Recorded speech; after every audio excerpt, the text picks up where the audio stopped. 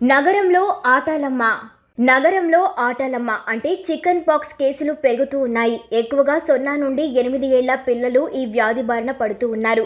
కొన్ని రోజులుగా నిలోఫర్కు నిత్యం 10 నుండి 15 మంది చికిత్స కోసం వస్తూ ఉన్నారు.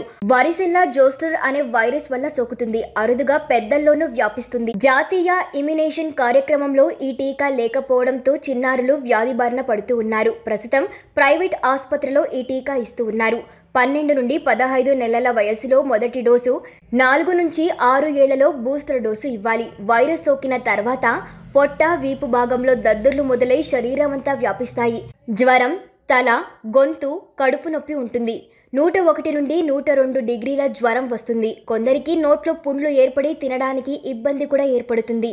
బాధిత చిన్నారి తుమ్మినా, దగ్గినా తుంపర్ల ద్వారా ఇతరులకు సోకుతుంది. శరీరంపై దద్దుర్లు కారణంగా అసౌకర్యంగా ఉంటుంది.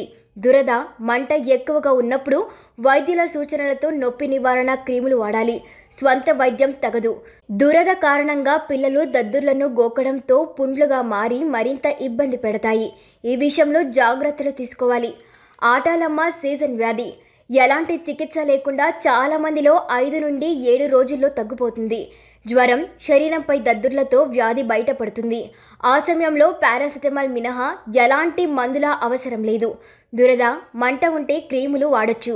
1,00,000 మందిలో 0.5% మందికి మాత్రమే కొంత ఇబ్బంది, ముప్పు ఉంటుంది.